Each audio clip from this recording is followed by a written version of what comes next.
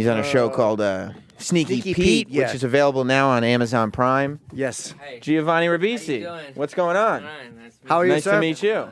How's it going? All right, yeah, just got in. Sit down. We're live. 1 hour of sleep. You just got in. What did you fly in on the red eye? Get in. You got to grab his mic. Oh, over sorry. there, Hold Jim. on. I'm very unprofessional. He's new to the buttons. Hold on a second. Oh, where's Jim? He's- Oh, there we go. Thank God. Can you hear me? Okay. Yeah, yeah, oh, yeah. Yeah. Oh, yes. I was reading that you went to Cuba. Why did you go to Cuba? Well, I did a movie out in Cuba. I think it was 3 years ago. But yeah, I spent about 3.5 months there. Oh, how was it? It's an incredible experience. It was kind of like at the top of the bucket list for me, and it was it was a movie about a character who had an experience with Ernest Hemingway, and the director producer was wily enough, I guess I should say, to be able to finagle getting. We shot in Hemingway's house, the actual house, which is now a museum just outside of Havana. Yeah, an incredible experience. Oh, okay. So Beautiful people. you went down before everything was kind of opened up. About a year before, yeah. Okay. Wow. I mean, I don't know if is it open now? Well, it's more open. I think you can book a flight out of JFK. I'm pretty sure you Wow. can. Yeah, there has been a On commercial. JetBlue, What right? are we Yeah. doing landed. here? Let's go to Cuba. But I don't know if I want to go because I saw you should. talking about it and you said there was no internet and I'm a bit addicted. You're a bit, there's internet and there's yeah. It was interesting. We went and we went twice. There was with about a year and a half in between. So we shot part of the movie, and then went back and we stayed at the same hotel. And the first trip there wasn't really internet. You'd check your email, or you'd press, you'd go into it, and then the next day you'd be able to read it. And then then a year later there was high-speed internet where you could, Yeah, you got chat and all that. You got to imagine that they've modernized a lot since opening up. Yeah, but it was really recent they opened up. I mean, like in the last 6 months, right, or last year. Yeah, but I mean, I think the thing about going to Cuba is really the culture, the people, and You don't think it's about checking food. Twitter? No. Instagram selfie, look where I am. But you can't use credit cards. That I would hate. I would never want to carry that much cash. I would want to be able to use my credit cards, and I don't think you're allowed to do that yet. Yeah, well, I have to say, apparently, from what I understand, the penalty for accosting or burglarizing a tourist was pretty severe. So it was one of the safest countries that I've ever been. I mean, you could walk around at midnight anywhere, and again, that was just due to to the culture and the people and their values. Really, Don't people eat really like different from America? It is definitely a culture shock, but in the best way. Don't people go and eat in other people's houses? Like instead of a lot of restaurants, they'll have you could just Yeah, go to you somebody's can do house that. and they cook you food. Yeah, it's amazing. They Uninvited? invite- No, you have to be. There's probably a sign. You don't Yeah, just walk in. there's a sign. But I'm they'll from invite America. You in Cook. on the street, and it's safe, and it's great. It's an incredible experience. And then Veredado, which was a region outside of Havana, was one of the most, arguably one of the most beautiful places I've ever been. It was the Lord of the Rings. There were underground caves with rivers in them, and you could go on a boat, and it's where they cured most of the tobacco for the cigars that come out of Cuba. I was in Cuba once, but I was on the military side performing. I wanted to go. I was with Jeff Ross, but you can't. I mean, there was just no way. But you would look across. They took us to where the military guys were, and you could see the Cuban soldiers. Guantanamo really? Bay. Yeah. It was Yeah. at Guantanamo, and they're like, you can't. We didn't get to go see the prisoners. They wanted me to do a show for them, but I couldn't. I had to do it Prisoners of- No, I'm kidding. It was for the American You want to do soldiers. some stand up for the prison? Yeah. I didn't realize that's what we were Ouch. funding. Yeah. Jose Padilla, yeah. Yeah, they found me. They found me Yeah. offensive. Oh no. Jose Padilla, is that the guy that was going to make the dirty bomb? Is Padilla the guy that was going to make the? No, he was. It's a whole controversy, but he was somebody who apparently lived with a hood over his head for about a year and a half, and ended up being, from what I understand. Yeah, he was arrested. Yeah, right there. Yeah. He was arrested in Chicago in 2002 on suspicion of plotting a radiological bomb, a dirty bomb. Yeah, but I think was he innocent? Oh, or he I don't might have know. been. I mean, Yeah, I don't know. don't know. That's what they Yeah, arrested him for. It's a controversy. We drove by. They took us by Guantanamo, the actual prison, and or whatever you want to call it, and they told us no cameras, no filming, you can't. But Jeff snuck a camera Wow. Yeah, but you can't see anything. I mean, you're just kind of riding by. Yeah, But my I wanted to go to experience was a Cuba. little different. Oh, yeah, I know. I would rather have But it gone where was, you uh, are. Hemingway. Saw Cuba, yeah, and Yeah. Hemingway, and But I wish you could do both, because I really wanted Sure. to go and see the culture, but you don't feel like you're in Cuba. I was just on a military base. It really is it's an amazing throwback to another time, and it feels, I guess, by maybe an ugly American standards, this arrested development. Really, there's I mean, even with the cars there, there's a lot of those 1950s Right. Oldsmobiles and Chryslers, and they've been kind of Frankensteined in a way because of the sanctions in America. So that, like, a car would break down, they'd have to get parts from Russia and whatnot. But still, that's a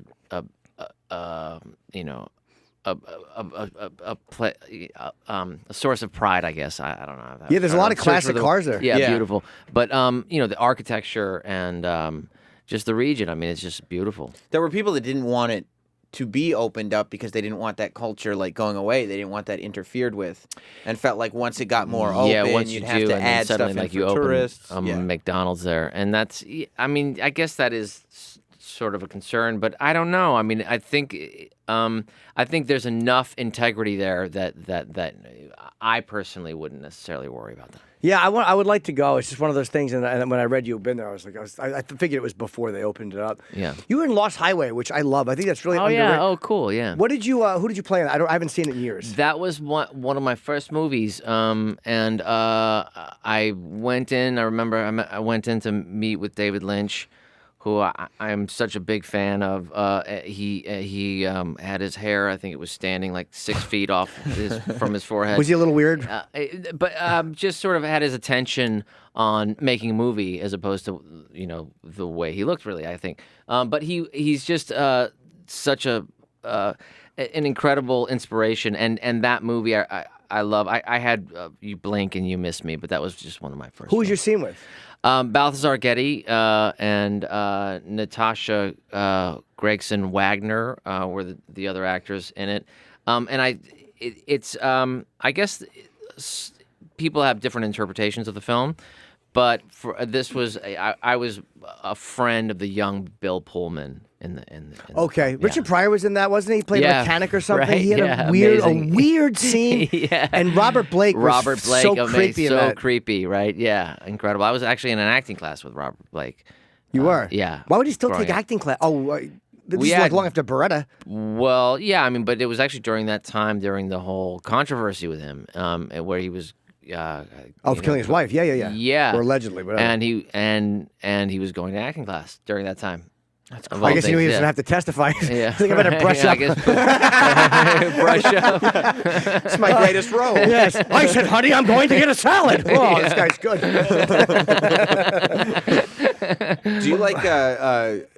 Do you like when you have a project, like, I guess you'd consider Sneaky Pete that type of project, but when you are responsible acting wise for the vast majority of it, like the movie that popped in my mind was Boiler Room.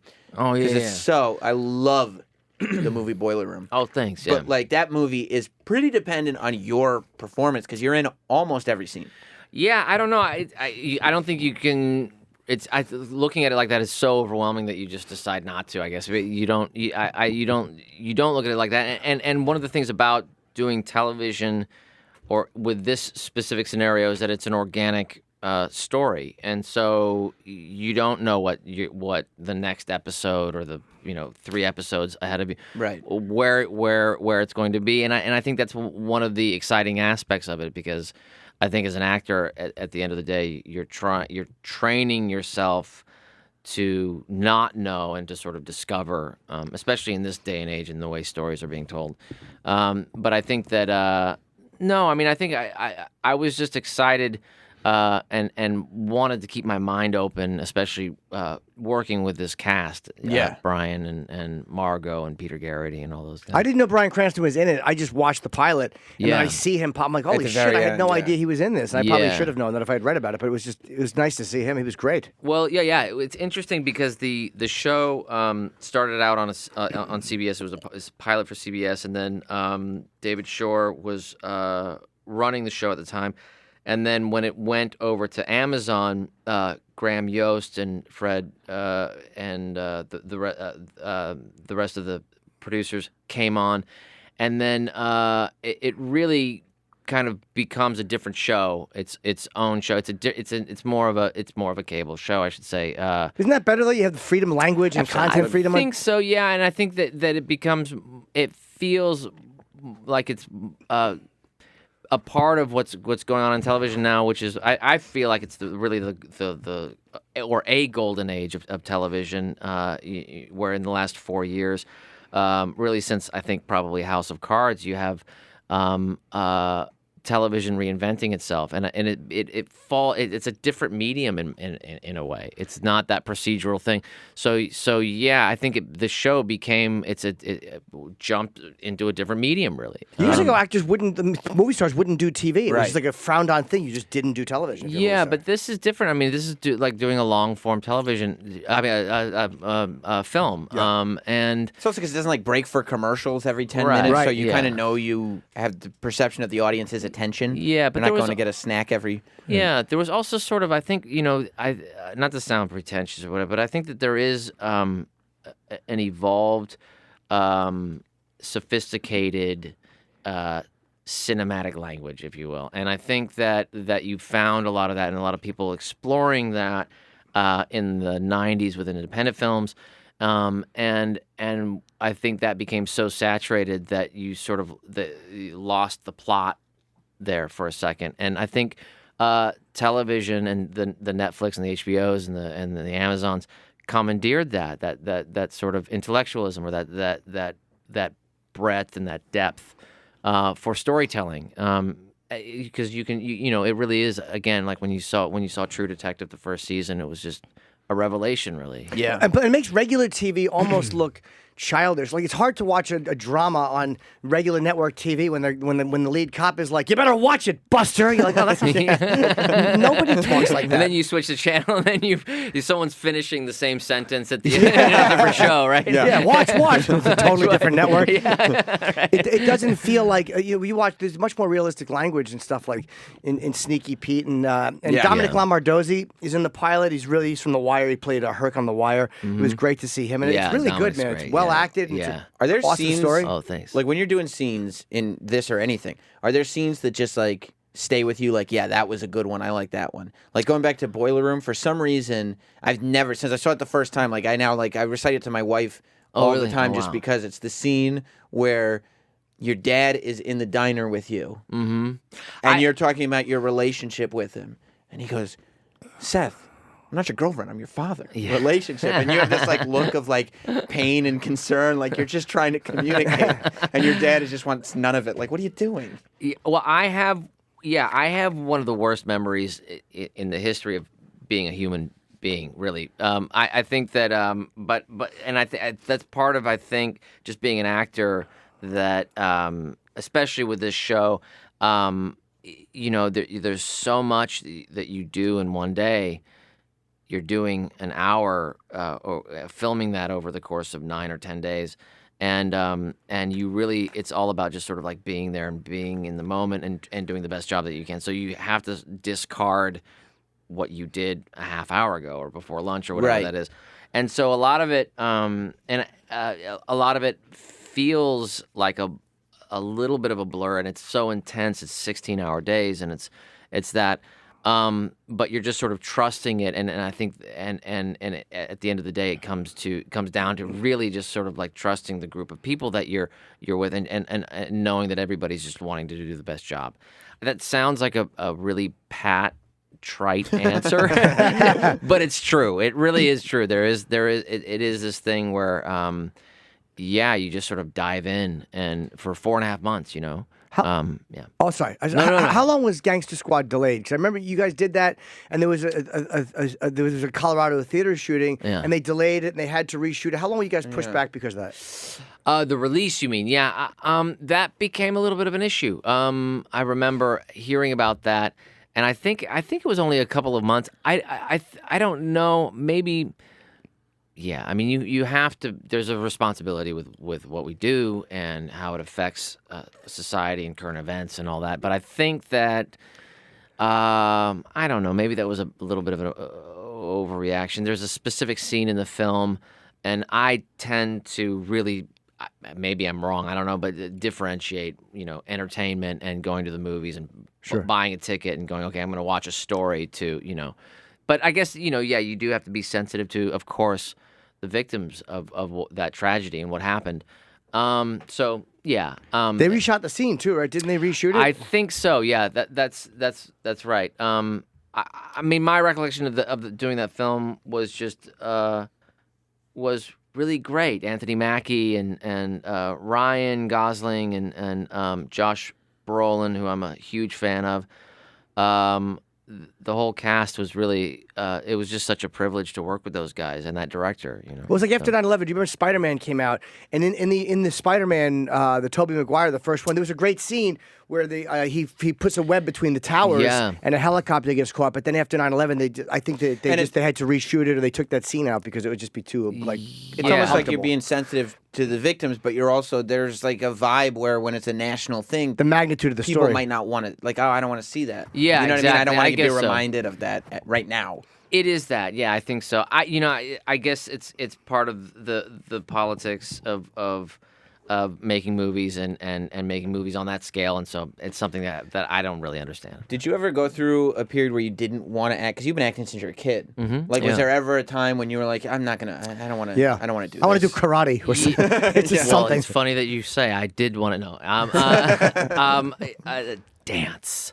I dance. No, I like dancing actually.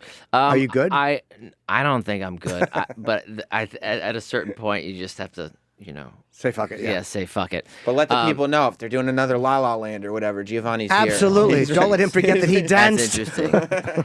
It's interesting that we were just talking about that, and any movie is. I just think it's a miracle that any movie gets made. And I love those actors. I was saying Ryan Gosling. Yeah. But you look at Singing in the Rain or Guys and Dolls. And Do you mean the Gene Kelly or the Clockwork Orange version? Yeah. Oh, okay. Or both. No, but Gene Kelly definitely. And just how extraordinary those performers were, and those films, and the specificity and the lengths that they would go for costume and sets and camera moves when they were, cameras were Sherman tanks as opposed to these small handheld devices that this guy's held. But anyways, I digressed. I'm sorry, I forgot what we were talking about. It was if you ever were at a period in your life where you didn't want to act. Oh yeah, there was a period. Well, I got really into music. My father was in one of those one-hit wonder bands in the 1960s, and so music was always a part of my life and my family. We would play. It was during, I guess, that Yes record, Big Generator, I think it was called. Mm-hmm. I don't know it. Well, maybe that's aging me. But so we would all, my sisters and I and my father we'd jam to that music. What was your dad's song? It was called "I'd Love You." It was the band. It was a Zombies cover, and the band was called People. And yeah, so he was the keyboardist in that band. And so there was, for a little while, I wanted to do music, and at the end of the day, it was probably about 3 years. That's really all I did, and then I discovered the Actors Studio and the history of that. I think I read a book, and then I saw Montgomery Clift and Marlon Brando and even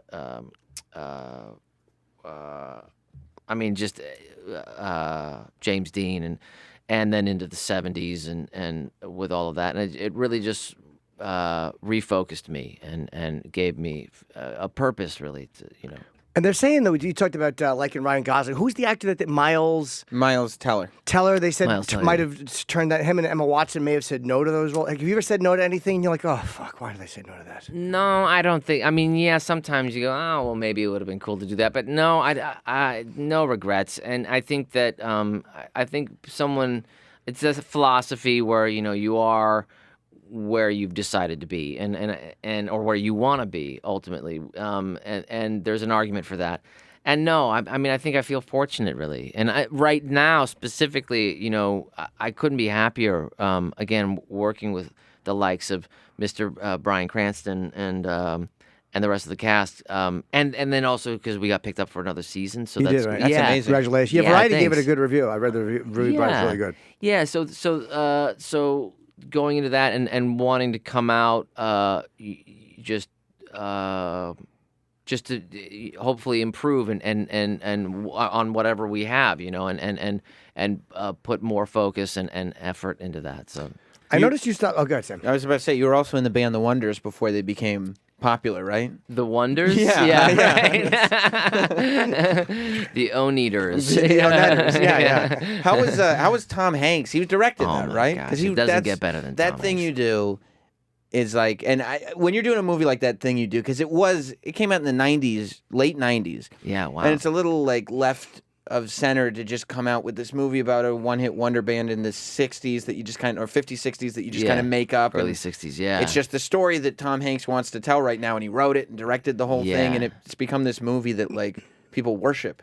I know, it's interesting. Yeah, it really it has legs. It still has legs from that time. I think that was just the time period that he grew up in and was nostalgic for, and had a story that he wanted to tell. Yeah. From that, and I really loved. I think the world of him. I've had the opportunity to work with him a couple times, and I mean, as you know, as Saving Private everybody Ryan. knows, yeah. Yeah, going through the boot camp experience. That was just, he's just, I remember we were all sitting, I don't know if this is a story but whatever. We were all sitting in his trailer or someone's trailer during that movie, and Vin Diesel was there, and Vin was talking about fame, and we were all young actors, and somebody threw a question over to Tom. They said, hey, Tom, what do you think about the fame thing? And Tom said, don't do the fame thing. And we're all actors aspiring to be actors, successful actors. Like, what do you mean?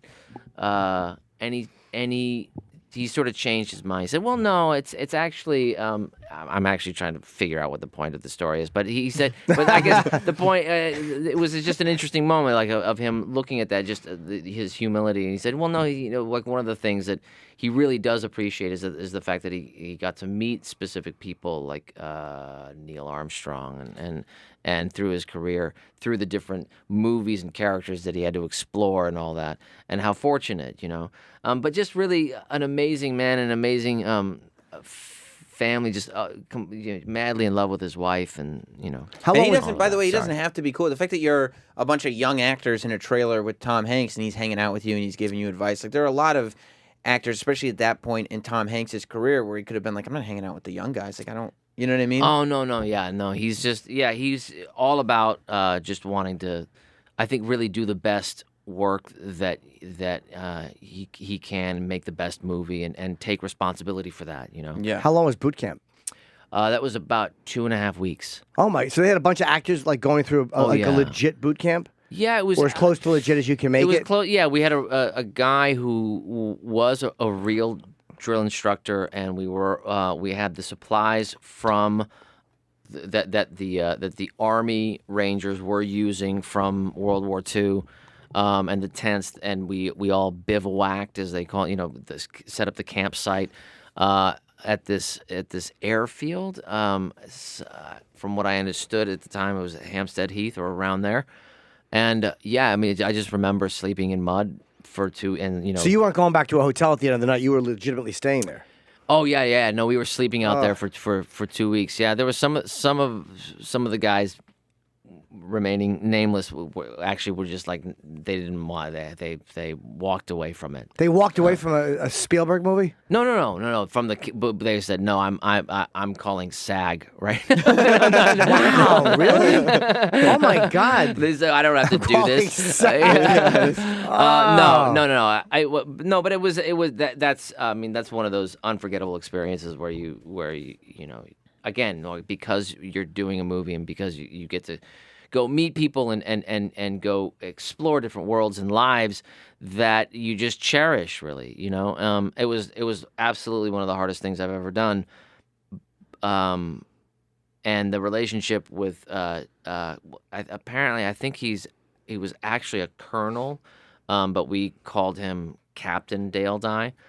And one of the smartest, 56 years old. We were all in our early 20s, could outrun us. Went to sleep after us, woke up before us, in military shape. He was in military shape. It was just unbelievable. Yeah. Hey, you stopped tweeting over a year ago. Did you get sick of it, or did you get bored of it, or was it when did you stop? I don't know. It felt like, as just being an actor, it just felt like it was more of an obligation, I guess, than anything, and it was. Just sort of quantifying my life, or looking at other people that were quantifying their lives by how many followers they had. It was just something. It's not even necessarily something that I put a lot of attention on or made it into a big deal. But I just kind of stopped doing it. And I also think somebody hacked into it, and I didn't know how to log back in, so I just thought, oh, whatever. I don't know. Yeah, I don't care. Yeah, it's theirs. Yes. Yeah. I've claimed hacking too. Every time a dick photo of mine is snuck out. Whoa, hello. They stole it. Stolen. I don't know what happened. Yeah. Luckily, I got it back, but it was hacked. I didn't know. It's funny how no one ever claims hacking when it's a smart political statement. Yeah, right. Exactly. Right. I got hacked. Is it Photoshop? Is it difficult to be open about being a Scientologist when it's become sort of very? I feel like it's very trendy right now. Mm-hmm. People really want to expose Scientology for whatever it is, and that's like, Leah Remini has the show, or there's documentaries coming out every other week, or whatever it is. Is it difficult for you to just be like, this is just part of my life?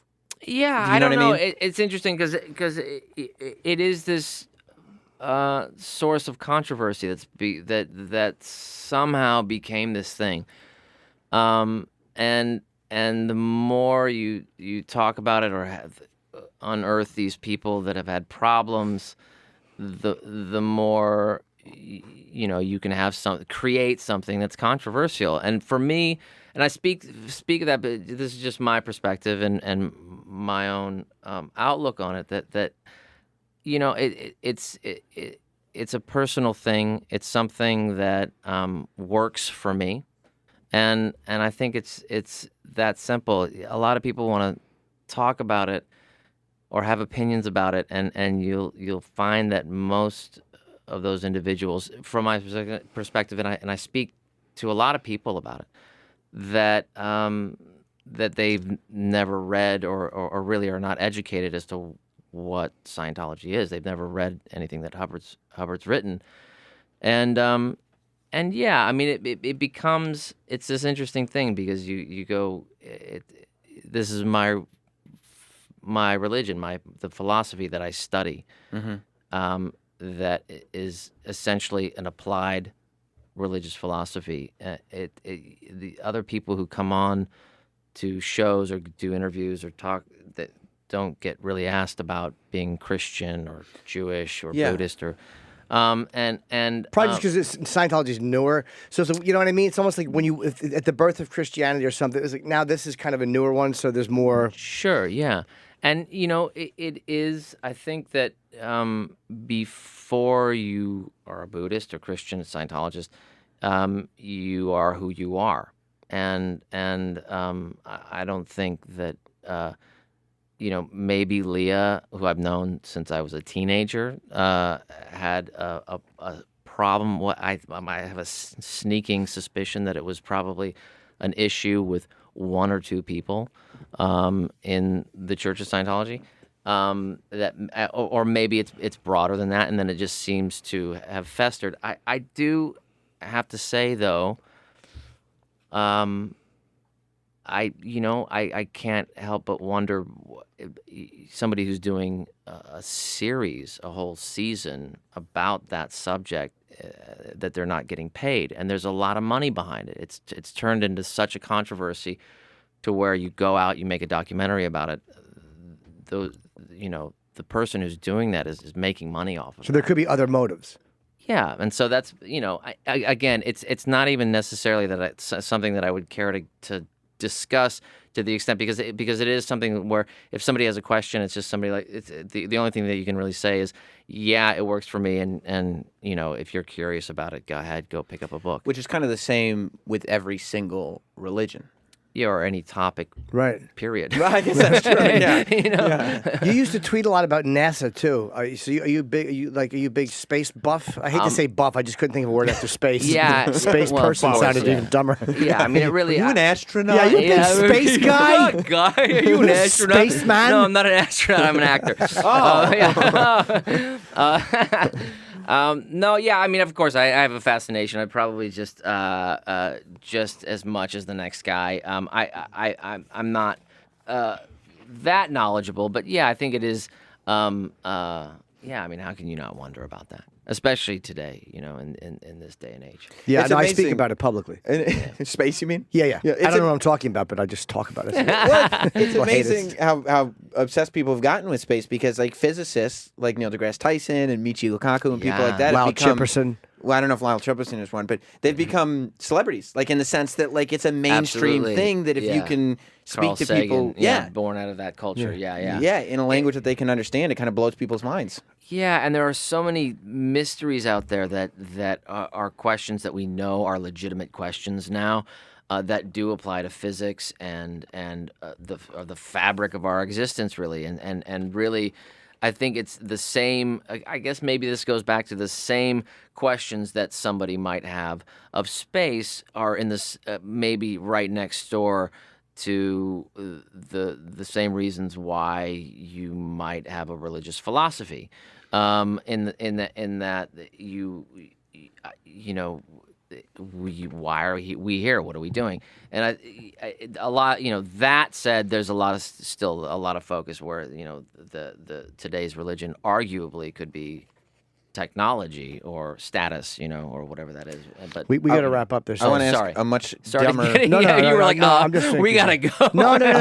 You have other interviews. I want to Okay. ask a much dumber question about Sneaky Pete. Okay. Because I was watching it. Did you actually have to learn how to pickpocket people? Because I noticed the shots are quick, tight, hand in the pocket shots. So maybe you didn't. I tried.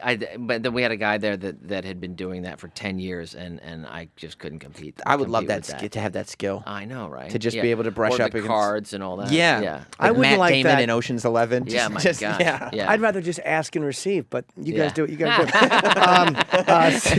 do. Guy who takes the high road when it's not necessary. Yeah. Sneaky Pete, 10 episodes. They're now available. It's really, I only saw the pilot, but it was great. Great, thanks. It's on Amazon Prime. Yeah. And I'm not even going to give out the Twitter because you really don't use it. But that's the best part. You can just go and you can check them all out on Amazon Prime right now. And it's a very, very good show. Plus, this is why Amazon Prime is so great. You watch all these shows, you can binge them, they got movies, and then you can order something, you get 2-day free shipping. Yeah, It's there it amazing, is. I know, Amazon right there. Prime. It's incredible. 2-day free shipping. Thank you, Giovanni. Guys, Thank you, thanks so Giovanni. much. And Yeah. we'll be We can right take back. a break.